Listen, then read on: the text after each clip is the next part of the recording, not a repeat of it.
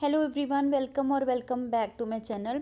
BA semester 3 political science ਦੀ video series ਦੇ ਵਿੱਚ ਸ਼ਾਰਟ ਕੁਐਸਚਨ ਕਵਰ ਕਰ ਰਹੇ ਹਾਂ। ਲੌਂਗ ਕੁਐਸਚਨ ਆਲਰੇਡੀ ਆਪਾਂ ਕਵਰ ਕਰ ਚੁੱਕੇ ਹਾਂ। ਸਾਰੇ ਦੇ ਸਾਰੇ ਟੌਪਿਕਸ ਮੈਂ ਕਵਰ ਕਰਵਾ ਚੁੱਕੀ ਹਾਂ। ਜਿਨ੍ਹਾਂ ਨੇ ਚੈੱਕਆਊਟ ਨਹੀਂ ਕੀਤੀ, ਵੀਡੀਓ ਪਲੇਲਿਸਟ ਵਿੱਚ ਟੈਲੀਗ੍ਰਾਮ ਦੇ ਉੱਤੇ ਵੀ ਬਣੀ ਹੋਈ ਹੈ ਅਤੇ ਨਾਲ ਹੀ YouTube ਚੈਨਲ ਦੇ ਉੱਤੇ ਵੀ ਅਵੇਲੇਬਲ ਹੈ। ਸੋ ਚੈੱਕਆਊਟ ਜ਼ਰੂਰ ਕਰਿਓ, ਲਿੰਕ ਮੈਂ ਡਿਸਕ੍ਰਿਪਸ਼ਨ ਬਾਕਸ ਦੇ ਵਿੱਚ ਪਿਨ ਕਰ ਦਾਂਗੀ। ਸੰਵਿਧਾਨ ਦੀ ਪ੍ਰਸਤਾਵਨਾ ਕੀ ਹੈ? ਤਾਂ ਪ੍ਰਸਤਾਵਨਾ ਜਿਹੜੀ ਹੈ ਸੰਵਿਧਾਨ ਦੇ ਵਿੱਚ ਇੱਕ ਕੁੰਜੀ ਜਿਹੜੀ ਹੈ ਮੰਨੀ ਜਾਂਦੀ ਹੈ, ਇੱਕ ਆਤਮਾ ਜਿਹੜੀ ਹੈ ਮੰਨੀ ਜਾਂਦੀ ਹੈ ਕਿਸੇ ਵੀ ਸੰਵਿਧਾਨ ਦੀ। ਤਾਂ ਪ੍ਰੀਐਂਬਲ ਤੋਂ ਕੀ ਮਤਲਬ ਹੈ ਕਿ ਪ੍ਰੀਐਂਬਲ ਜਿਹੜੀ ਹੈ ਕਿਸੇ ਵੀ ਸੰਵਿਧਾਨ ਦੀ ਆਤਮਾ ਜਾਂ ਫਿਰ ਕੁੰਜੀ ਕਿਹਾ ਜਾਂਦਾ ਹੈ ਅਤੇ ਸੰਵਿਧਾਨ ਦਾ ਮੂਲ ਦਰਸ਼ਨ ਸਾਨੂੰ ਸੰਵਿਧਾਨ ਦੀ ਪ੍ਰਸਤਾਵਨਾ ਦੇ ਵਿੱਚੋਂ ਮਿਲ ਜਾਂਦਾ ਹੈ। ਇਹ ਸਟਾਰਟਿੰਗ ਦੇ ਵਿੱਚ ਦਿੱਤੀ ਹੁੰਦੀ ਹੈ। ਮੇਨਲੀ ਸਾਰੇ ਦੇ ਸਾਰੇ ਆਪਾਂ ਗੱਲ ਕਰੀਏ ਦੇਸ਼ਾਂ ਦੇ ਵਿੱਚ ਸੰਵਿਧਾਨ ਦੇ ਫਸਟ ਪੇਜ ਦੇ ਉੱਤੇ ਜਿਹੜਾ ਹੈ ਉੱਥੇ ਪ੍ਰਸਤਾਵਨਾ ਦਿੱਤੀ ਜਾਂਦੀ ਹੈ। ਮਹੱਤਵਪੂਰਨ ਦਸਤਾਵੇਜ਼ ਹੁੰਦੀ ਹੈ, ਮਹੱਤਵਪੂਰਨ ਡਾਕੂਮੈਂਟ ਹੁੰਦੀ ਹੈ ਅਤੇ ਸੰਵਿਧਾਨ ਦਾ ਮੂਲ ਉਦੇਸ਼ ਕੀ ਹੈ, ਵਿਚਾਰਧਾਰਾ ਕੀ ਹੈ, ਸਰਕਾਰ ਦੀਆਂ ਜ਼ਿੰਮੇਵਾਰੀਆਂ, ਸੋ ਇਹਨਾਂ ਸਭ 'ਤੇ ਰੋਸ਼ਨੀ ਪਾਉਂਦੀ ਹੈ।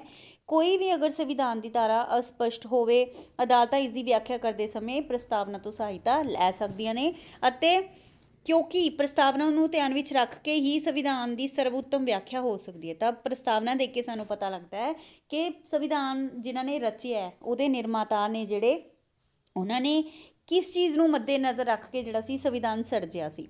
ਭਾਵੇਂ ਇਸ ਨੂੰ ਕਾਨੂੰਨੀ ਰੂਪ ਦੇ ਵਿੱਚ ਸੰਵਿਧਾਨ ਦਾ ਅੰਗ ਨਹੀਂ ਮੰਨਿਆ ਜਾਂਦਾ, ਪਰ ਫਿਰ ਵੀ ਸੰਵਿਧਾਨ ਦੀ ਕੁੰਜੀ, ਸੰਵਿਧਾਨ ਦੀ ਆਤਮਾ, ਸੰਵਿਧਾਨ ਦਾ ਰਤਨ, ਠੀਕ ਹੈ, ਇਸੇ ਨੂੰ ਕਿਹਾ ਜਾਂਦਾ ਹੈ। ਅਤੇ ਪ੍ਰਸਤਾਵਨਾ ਨੂੰ ਰਾਜਨੀਤਿਕ ਜਨਮ ਪੱਤਰੀ ਦਾ ਵੀ ਨਾਮ ਦਿੱਤਾ ਹੈ KM ਮੁਨਸ਼ੀ ਨੇ। ਹੁਣ ਕੀ ਭਾਰਤ ਇੱਕ ਗਣਰਾਜ ਹੈ? ਗਣਰਾਜ ਦਾ ਅੰਤਰ ਦੱਸੋ, ਬਹੁਤ ਇੰਪੋਰਟੈਂਟ ਕੁਐਸਚਨ ਹੈ। ਤਾਂ ਪ੍ਰਸਤਾਵਨਾ ਦੇ ਵਿੱਚ ਭਾਰਤ ਨੂੰ ਲੋਕਤੰਤਰ ਦੇ ਨਾਲ ਨਾਲ ਇੱਕ ਗਣਰਾਜ ਵੀ ਘੋਸ਼ਿਤ ਕੀਤਾ ਗਿਆ। ਗਣਰਾਜ ਦਾ ਅਰਥ ਹੈ ਕਿ ਗਣਰਾਜ ਦਾ ਮੁਖੀ ਕੋਈ ਵੀ ਪੈਤਰਿਕ ਰਾਜਾ, ਠੀਕ ਹੈ, ਜਿਹੜਾ ਵੀ ਵੰਸ਼ ਟੂ ਵੰਸ਼ ਕਿਸੇ ਰਾਜੇ ਦਾ ਜਿਹੜਾ ਹੈ ਉਹ ਅੱਗੇ ਪੈਤਰਿਕ ਚੱਲਿਆ ਆ ਰਿਹਾ, ਤਾਂ ਉਹ ਰਾਜਾ ਜਾਂ ਰਾਣੀ ਨਹੀਂ ਹੁੰਦਾ। ਮਤਲਬ ਜਿਵੇਂ ਇੰਗਲੈਂਡ ਦੇ ਵਿੱਚ ਰਾਜਾ ਰਾਣੀ ਹੈ ਨਾ, ਤਾਂ ਰਾਜਤੰਤਰ ਵੀ ਹੈ ਉੱਥੇ ਅਤੇ ਲੋਕਤੰਤਰ ਵੀ ਹੈਗਾ, ਲੇਕਿਨ ਇੱਥੇ ਐਸਾ ਕੁਛ ਨਹੀਂ ਹੈ। ਗਣਰਾਜ ਦਾ ਮੁਖੀ ਕੋਈ ਵੀ ਪੈਤਰਿਕ ਰਾਜਾ ਜਾਂ ਰਾਣੀ ਨਹੀਂ ਹੁੰਦਾ, ਸਗੋਂ ਲੋਕਾਂ ਦੁਆਰਾ ਅਪ੍ਰਤੱਖ ਰੂਪ 'ਚ ਚੁਣਿਆ ਜਾਂਦਾ ਹੈ। ਇਸੇ ਕਾਰਨ ਇੰਗਲੈਂਡ ਅਤੇ ਜਾਪਾਨ ਗਣਰਾਜ ਨਹੀਂ ਹੈ, ਕਿਉਂਕਿ ਇਹਨਾਂ ਦੇਸ਼ਾਂ ਦੀ ਪ੍ਰਧਾਨਗੀ ਦਾ ਪਦ ਜਿਹੜਾ ਹੈ ਪੈਤਰਿਕ ਹੈ, ਠੀਕ ਹੈ। ਰਾਜਾ ਰਾਣੀ ਦੇ ਅੱਗੇ ਜਿਹੜੇ ਨੇ ਉਹ ਅਧਿਕਾਰ ਜਿਹੜੇ ਨੇ, ਉੱਤਰਾਧਿਕਾਰ ਜਿਹੜੇ ਨੇ ਅੱਗੇ ਦਿੱਤੇ ਜਾਂਦੇ, ਲੇਕਿਨ ਭਾਰਤ 'ਚ ਕੋਈ ਐਸਾ ਜੱਦੀ ਅਧਿਕਾਰ ਨਹੀਂ ਹੈ, ਤਾਂ ਕਰਕੇ ਇਸ ਨੂੰ ਗਣਰਾਜ ਕਹਿੰਦੇ, ਕਿਉਂਕਿ ਇੱਥੇ ਕੋਈ ਰਾਜਾ ਰਾਣੀ ਦਾ ਜਿਹੜਾ ਹੈ ਪੈਤਰਿਕ ਸਥਾਨ ਨਹੀਂ ਹੈ। ਪਰ ਭਾਰਤ ਇੱਕ ਗਣਰਾਜ ਹੈ ਕਿਉਂਕਿ ਇੱਥੇ ਰਾਸ਼ਟਰਪਤੀ ਦੀ ਜਿਹੜੀ ਚੋਣ ਹੈਗੀ ਹੈ ਚੋਣ ਮੰਡਲ ਦੇ ਦੁਆਰਾ 5 ਵਰ੍ਹਿਆਂ ਦੇ ਲਈ ਹੈ ਚੁਣੀ ਜਾਂਦੀ ਹੈ। ਗਣਰਾਜ ਦੀ ਇੱਕ ਪਰਿਭਾਸ਼ਾ ਦਿੰਦੇ ਹੋਏ ਮੈਡੀਸਨ ਨੇ ਲਿਖਿਆ ਹੈ ਕਿ ਗਣਤੰਤਰ ਇੱਕ ਅਜਿਹੀ ਸਰਕਾਰ ਹੁੰਦੀ ਹੈ ਜਿਹਦੀਆਂ ਸ਼ਕਤੀਆਂ ਦਾ ਸੋਮਾ ਅਪ੍ਰਤੱਖ ਰੂਪ ਨਾਲ ਜਨਤਾ ਦਾ ਸਮੂਹ ਹੁੰਦਾ ਹੈ, ਜਿਸ ਵਿੱਚ ਸ਼ਕਤੀਆਂ ਦਾ ਪ੍ਰਯੋਗ ਉਹਨਾਂ ਲੋਕਾਂ ਦੁਆਰਾ ਕੀਤਾ ਜਾਂਦਾ ਹੈ ਜਿਹੜੇ ਆਪਣੀ ਪਦਵੀ ਉੱਪਰ ਨਿਸ਼ਚਿਤ ਸਮੇਂ ਦੇ ਲਈ ਜਨਤਾ ਦੀ ਪ੍ਰਸੰਨਤਾ ਜਾਂ ਫਿਰ ਆਪਣੇ ਸਦ ਵਿਹਾਰ ਤੱਕ ਟਿਕੇ ਰਹਿੰਦੇ ਨੇ।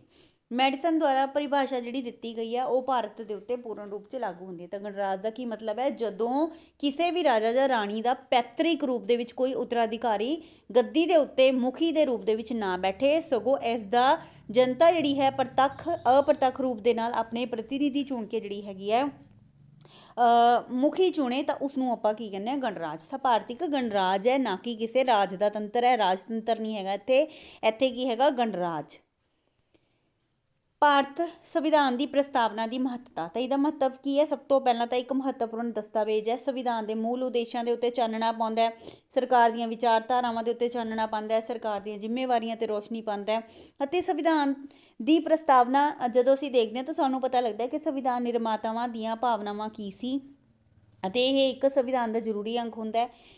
3 ਗੱਲਾਂ ਉੱਤੇ ਰੋਸ਼ਨੀ ਪਾਉਂਦਾ ਹੈ। ਸੰਵਿਧਾਨਕ ਸ਼ਕਤੀ ਦਾ ਸੋਮਾ ਕੀ ਹੈ, ਭਾਰਤ ਦੇ ਵਿੱਚ ਸ਼ਾਸਨ ਵਿਵਸਥਾ ਕਿਹੋ ਜਿਹੀ ਹੋਏਗੀ, ਕਿਹੋ ਜਿਹੀ ਹੈ, ਅਤੇ ਸੰਵਿਧਾਨ ਦੇ ਉਦੇਸ਼ ਕੀ ਹੈ। ਤਾਂ ਸਾਨੂੰ ਸੰਵਿਧਾਨ ਦੀ ਪ੍ਰਸਤਾਵਨਾ ਦੇਖ ਕੇ ਇਹ ਸਮਝ 'ਚ ਆਉਂਦਾ ਹੈ ਕਿ ਜਿਹੜੇ ਸੰਵਿਧਾਨ ਦੇ ਨਿਰਮਾਤਾ ਸੀ ਉਹ ਕੀ ਸੋਚ ਕੇ ਜਿਹੜਾ ਸੀਗਾ ਸੰਵਿਧਾਨ ਨੂੰ ਰਚ ਰਹੇ ਸੀ।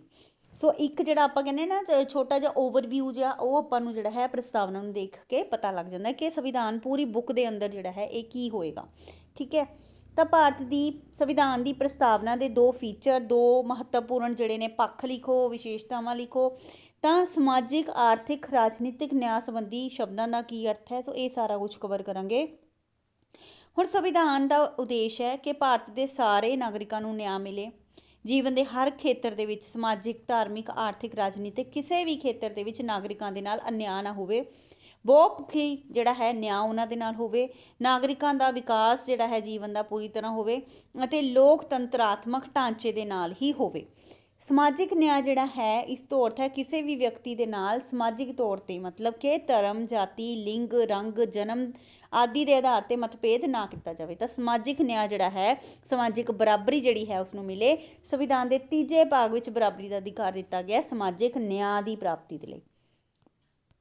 ਫਿਰ ਹੈ ਆਰਥਿਕ ਨਿਆਂ। ਆਰਥਿਕ ਨਿਆਂ ਮਤਲਬ ਸਭ ਨੂੰ ਇਕੁਅਲ ਮੌਕੇ ਮਿਲਣ ਕਿਸ ਚੀਜ਼ ਦੇ, ਆਪਣੀ ਰੋਜੀ ਰੋਟੀ ਕਮਾਉਣ ਦੇ, ਠੀਕ ਹੈ, ਅਤੇ ਉਸਦੇ ਕੰਮ ਦੇ ਲਈ ਵੀ ਜਿਹੜੇ ਹੈ ਉਚਿਤ ਤਨਖਾਹ, ਉਸਨੂੰ ਜਿਹੜਾ ਵੀ ਕੰਮ ਕਰ ਰਿਹਾ ਇੱਕ ਤਾਂ ਉਸਨੂੰ ਮੌਕੇ ਮਿਲਣ, ਇੱਕ ਉਸਨੂੰ ਉਚਿਤ ਤਨਖਾਹ ਮਿਲੇ, ਉਚਿਤ ਘੰਟੇ ਮਿਲਣ, ਠੀਕ ਹੈ, ਉੱਥੇ ਸ਼ੌਚਾਲੇ ਵਗੈਰਾ ਦੀ ਪ੍ਰਬੰਧ ਹੋਵੇ, ਕੈਂਟੀਨ ਵਗੈਰਾ, ਸੋ ਐਸਾ ਕੁਝ ਹੋਵੇ ਤਾਂ ਇਕਨੋਮਿਕ ਜਸਟਿਸ ਇਸ ਨੂੰ ਕਿਹਾ ਜਾਂਦਾ ਹੈ।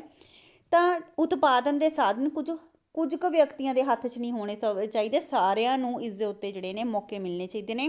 ਅਧਿਕਾਰ ਜਿਹੜਾ ਹੈ ਰਾਸ਼ਟਰੀ ਧਨ ਦੇ ਉੱਪਰ ਸਾਰਿਆਂ ਦਾ ਕੰਟਰੋਲ ਤੇ ਬਰਾਬਰ ਅਧਿਕਾਰ ਹੋਣਾ ਚਾਹੀਦਾ ਹੈ। ਇਸ ਉਦੇਸ਼ ਦੀ ਪੂਰਤੀ ਦੇ ਲਈ ਸੰਵਿਧਾਨ ਦੇ 4ਥੇ ਭਾਗ ਵਿੱਚ ਜਿਹੜਾ ਹੈ ਰਾਜਨੀਤੀ ਦੇ ਨਿਰਦੇਸ਼ਕ ਸਿਧਾਂਤ ਜਿਹੜੇ ਨੇ ਦਿੱਤੇ ਗਏ, ਜਿਹੜਾ ਕਿ ਆਪਾਂ ਕੁਐਸਚਨ ਵੀ ਕਵਰ ਕੀਤਾ ਲੇਟੈਸਟ।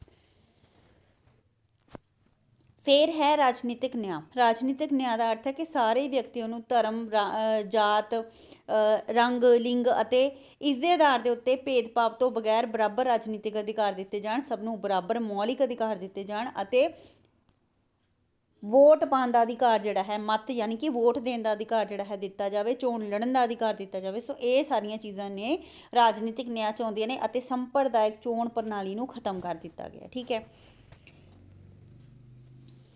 ਪ੍ਰਸਤਾਵਨਾ ਦੇ ਵਿੱਚ ਸ਼ਾਮਲ ਸੰਵਿਧਾਨ ਦੇ ਕਿਹੜੇ ਉਦੇਸ਼ ਨੇ? ਸੰਵਿਧਾਨ ਦਾ ਉਦੇਸ਼ ਹੁਣੇ ਆਪਾਂ ਪੜ੍ਹ ਕੇ ਹਟੇ ਹਾਂ ਕਿ ਸਭ ਨੂੰ ਬਰਾਬਰ ਨਿਆਂ ਪ੍ਰਾਪਤ ਹੋਵੇ, ਸਮਾਜਿਕ, ਧਾਰਮਿਕ, ਆਰਥਿਕ, ਰਾਜਨੀਤਿਕ ਨਿਆਂ, ਕਿਸੇ ਵੀ ਖੇਤਰ ਦੇ ਵਿੱਚ ਅਨਿਆਂ ਕਿਸੇ ਦੇ ਨਾਲ ਵੀ ਨਾ ਹੋਵੇ ਅਤੇ ਨਾਗਰਿਕ ਦੀਆਂ ਸੁਤੰਤਰਤਾਵਾਂ ਜਿਵੇਂ ਕਿ ਵਿਚਾਰ ਰੱਖਣ ਦੀ ਸੁਤੰਤਰਤਾ, ਕਿਸੇ ਵੀ ਧਰਮ ਨੂੰ ਮੰਨਣ ਦੀ ਸੁਤੰਤਰਤਾ, ਆਪਣੇ ਵਿਚਾਰ ਪ੍ਰਗਟਾਉਣ ਦੀ ਸੁਤੰਤਰਤਾ ਜਿਹੜੀ ਹੈ, ਇਹ ਪ੍ਰਸਤਾਵਨਾ ਦੇ ਜਿਹੜੇ ਨੇ ਸਾਨੂੰ ਪਤਾ ਲੱਗਦਾ ਕਿ ਸੰਵਿਧਾਨ ਦੇ ਵਿੱਚ ਜਿਹੜੇ ਹੈਗੇ ਨੇ ਮੁੱਖ ਉਦੇਸ਼ ਨੇ। ਨਾਗਰਿਕਾਂ ਨੂੰ ਸਮਾਨ ਅਤੇ ਬਰਾਬਰੀ ਦੇ ਮੌਕੇ ਦੇਣੇ, ਭਾਈਚਾਰੇ ਨੂੰ ਉਤਸ਼ਾਹ ਦੇਣਾ ਅਤੇ ਵਿਅਕਤੀ ਦੇ ਗੌਰਵ ਨੂੰ ਕਾਇਮ ਰੱਖਣ ਦੀ ਜਿਹੜੀ ਹੈਗੀ ਹੈ ਘੋਸ਼ਣਾ ਕੀਤੀ ਗਈ ਹੈ। ਕੀ ਭਾਰਤ ਇੱਕ ਲੋਕਤੰਤਰੀ ਰਾਜ ਹੈ? ਹਾਂਜੀ, ਭਾਰਤ ਇੱਕ ਲੋਕਤੰਤਰੀ ਰਾਜ ਹੈ। ਕਿਉਂ? ਕਿਉਂਕਿ ਲੋਕਤੰਤਰੀ ਰਾਜ ਕੀ ਹੁੰਦਾ ਹੈ? ਲੋਕਾਂ ਲਈ, ਲੋਕਾਂ ਦੀ, ਲੋਕਾਂ ਵਾਸਤੇ ਸਰਕਾਰ ਹੁੰਦੀ ਹੈ, ਠੀਕ ਹੈ। ਸੋ ਇਸ ਕਰਕੇ ਜਿਹੜਾ ਹੈ ਭਾਰਤ ਇੱਕ ਲੋਕਤੰਤਰੀ ਰਾਜ ਹੈ ਕਿਉਂਕਿ ਸੰਵਿਧਾਨ ਦੀ ਪ੍ਰਸਤਾਵਨਾ ਦੇ ਵਿੱਚ ਭਾਰਤ ਨੂੰ ਇੱਕ ਲੋਕਤੰਤਰੀ ਰਾਜ ਘੋਸ਼ਿਤ ਕੀਤਾ ਗਿਆ ਹੈ। ਸ਼ਾਸਨ ਦੀ ਸ਼ਕਤੀ ਕਿਸੇ ਖਾਸ ਵਿਅਕਤੀ, ਕਿਸੇ ਇੱਕ ਵਿਅਕਤੀ ਜਾਂ ਵਰਗ ਦੇ ਹੱਥ 'ਚ ਨਹੀਂ ਹੈ, ਕਿਸੇ ਰਾਜੇ ਦੇ ਹੱਥ 'ਚ ਨਹੀਂ ਹੈ, ਸਗੋਂ ਕਿਹਦੇ ਕੋਲ ਹੈ? ਜਨਤਾ ਦੇ ਕੋਲ ਹੈ। ਲੋਕ ਸ਼ਾਸਨ ਚਲਾਉਣ ਲਈ ਆਪਣੇ ਪ੍ਰਤੀਨਿਧਾਂ ਨੂੰ ਚੁਣਦੇ ਨੇ ਅਤੇ ਇਹ ਪ੍ਰਤੀਨਿਧੀ ਆਪਣੇ ਕੰਮਾਂ ਲਈ ਸਾਰੀ ਜਨਤਾ ਦੇ ਪ੍ਰਤੀ ਜ਼ਿੰਮੇਵਾਰ ਹੁੰਦੇ ਨੇ। ਉਹ ਕਿਸੇ ਵੀ ਧਰਮ ਦੇ ਹੋਣ, ਫਿਰਕੇ ਦੇ, ਜਾਤ ਦੇ ਹੋਣ, ਸਭ ਨੂੰ ਬਰਾਬਰ ਅਧਿਕਾਰ ਉਹਨਾਂ ਨੂੰ ਦਿੱਤੇ ਜਾਂਦੇ ਨੇ। ਸਾਂਝੀ ਚੋਣ ਪ੍ਰਣਾਲੀ ਨੂੰ ਕਾਇਮ ਕੀਤਾ ਗਿਆ, ਅਪਣਾਇਆ ਗਿਆ ਅਤੇ ਭਾਰਤ ਵਿੱਚ ਰਾਜਨੀਤਿਕ ਪ੍ਰਜਾਤੰਤਰ ਦੀ ਸਥਾਪਨਾ ਦੇ ਨਾਲ ਆਰਥਿਕ, ਸਮਾਜਿਕ ਪ੍ਰਜਾਤੰਤਰ ਵੀ ਜਿਹੜਾ ਹੈ ਉਸ ਦੀ ਸਥਾਪਨਾ ਦਾ ਆਦਰਸ਼ ਵੀ ਜਿਹੜਾ ਹੈ ਪੇਸ਼ ਕੀਤਾ ਗਿਆ।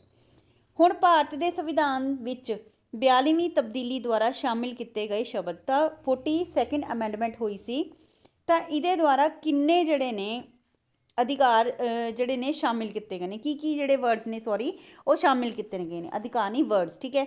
ਤਾਂ 42ਵੀਂ ਜਿਹੜੀ ਹੈ ਤਰਮੀਮ ਹੋਈ ਸੀ, ਸ਼ੋਧ ਹੋਈ ਸੀ, ਇਹਦੇ ਵਿੱਚ ਪ੍ਰਭੂ ਸੱਤਾ ਸੰਪੰਨ, ਲੋਕਤੰਤਰੀ, ਗਣਰਾਜ ਸ਼ਬਦਾਂ ਦੀ ਜਗ੍ਹਾ 'ਤੇ ਪ੍ਰਭੂ ਸੱਤਾ ਸੰਪੰਨ, ਸਮਾਜਵਾਦੀ, ਧਰਮ ਨਿਰਪੇਖ, ਲੋਕਤੰਤਰੀ, ਗਣਰਾਜ ਸ਼ਬਦ ਜਿਹੜੇ ਨੇ ਯੂਜ਼ ਕੀਤੇ ਗਏ ਨੇ। ਤਾਂ ਇਹ ਸ਼ਬਦ, ਇਹਨਾਂ ਸ਼ਬਦਾਂ ਦੀ ਜਗ੍ਹਾ 'ਤੇ ਇਹ ਵਾਲੇ ਸ਼ਬਦ ਜਿਹੜੇ ਨੇ ਯੂਜ਼ ਕੀਤੇ ਗਏ ਨੇ ਅਤੇ ਰਾਸ਼ਟਰ ਦੀ ਏਕਤਾ ਸ਼ਬਦ ਦੀ ਜਗ੍ਹਾ 'ਤੇ ਏਕਤਾ, ਅਖੰਡਤਾ ਸ਼ਬਦ ਜਿਹੜੇ ਨੇ ਯੂਜ਼ ਕੀਤੇ ਗਏ ਨੇ। ਤਾਂ 42ਵੀਂ ਜਿਹੜੀ ਸ਼ੋਧ ਹੋਈ ਹੈ ਉਸ ਦੇ ਵਿੱਚ ਜਿਹੜੇ ਨੇ ਕਿਹੜੇ ਵਰਡਸ ਯੂਜ਼ ਕੀਤੇ ਗਏ ਨੇ, ਤਾਂ ਇਹ ਵਾਲੇ ਵਰਡਸ ਜਿਹੜੇ ਨੇ ਯੂਜ਼ ਕੀਤੇ ਗਏ ਨੇ, ਪ੍ਰਭੂ ਸੱਤਾ ਸੰਪੰਨ, ਸਮਾਜਵਾਦੀ, ਧਰਮ ਨਿਰਪੇਖ ਅਤੇ ਲੋਕਤੰਤਰੀ, ਗਣਰਾਜ ਸ਼ਬਦ ਯੂਜ਼ ਕੀਤੇ ਗਏ ਨੇ। ਰਾਸ਼ਟਰ ਦੀ ਏਕਤਾ ਦੀ ਥਾਂ 'ਤੇ ਰਾਸ਼ਟਰ ਦੀ ਏਕਤਾ, ਅਖੰਡਤਾ ਸ਼ਬਦ ਸ਼ਾਮਿਲ ਕੀਤੇ ਗਏ ਨੇ। ਪ੍ਰਸਤਾਵਨਾ ਅਨੁਸਾਰ ਭਾਰਤ ਦੀ ਸ਼ਕਤੀ ਦਾ ਸਰੋਤ ਕੀ ਹੈ? ਤਾਂ ਸਰੋਤ ਕੌਣ ਹੋਏਗਾ? ਭਾਰਤ ਦੇ ਲੋਕ। ਤਾਂ ਪ੍ਰਸਤਾਵਨਾ ਅਨੁਸਾਰ ਭਾਰਤ ਵਿੱਚ ਸ਼ਕਤੀ ਦਾ ਸੋਮਾ ਸੰਵਿਧਾਨ ਦਾ ਨਿਰਮਾਣ ਕਰਨ ਵਾਲਾ, ਉਸ ਨੂੰ ਲਾਗੂ ਕਰਨ ਵਾਲਾ ਭਾਰਤ ਦੇ ਲੋਕ ਨੇ, ਕੋਈ ਹੋਰ ਸ਼ਕਤੀ ਨਹੀਂ ਹੈ। ਪ੍ਰਸਤਾਵਨਾ ਇਹਨਾਂ ਸ਼ਬਦਾਂ ਦੇ ਨਾਲ ਸ਼ੁਰੂ ਹੁੰਦੀ ਹੈ, ਅਸੀਂ ਭਾਰਤ ਦੇ ਲੋਕ ਇਸ ਸੰਵਿਧਾਨ ਨੂੰ ਸਵੀਕਾਰ, ਅਧਿਨਿਯਮਤ ਅਤੇ ਅਰਪਿਤ ਕਰਦੇ ਹਾਂ, ਸਮਰਪਿਤ ਕਰਦੇ ਹਾਂ। ਇਹ ਸ਼ਬਦ ਇਸ ਗੱਲ ਨੂੰ ਸਪਸ਼ਟ ਕਰਦੇ ਹਨ ਕਿ ਭਾਰਤੀ ਸੰਵਿਧਾਨ ਦਾ ਜਿਹੜਾ ਸੋਮਾ ਹੈ ਜਨਤਾ ਦੀ ਸਰਵਉੱਚ ਸ਼ਕਤੀ ਹੈ ਅਤੇ ਲੋਕ ਜਿਹੜੇ ਨੇ ਖੁਦ ਹੀ ਰਾਜ ਕਰਨਗੇ ਤੇ ਭਾਰਤ ਦੀ ਸ਼ਕਤੀ ਦਾ ਸਰੋਤ ਲੋਕ ਨੇ ਭਾਰਤ ਦੇ। ਸੰਵਿਧਾਨ ਨੂੰ ਵਿਦੇਸ਼ੀ ਸ਼ਕਤੀ ਨੇ ਭਾਰਤ ਤੇ ਥੋਪਿਆ ਨਹੀਂ ਅਤੇ ਸਗੋਂ ਜਨਤਾ ਹੀ ਸਾਰੀ ਸ਼ਕਤੀ ਦਾ ਮੂਲ ਸੋਮਾ ਹੈ। ਸੋ ਇਹ ਸੀ ਅੱਜ ਦਾ ਵੀਡੀਓ। ਮਿਲਦੇ ਆਪਾਂ ਨਵੇਂ ਵੀਡੀਓ ਦੇ ਨਾਲ। ਧੰਨਵਾਦ।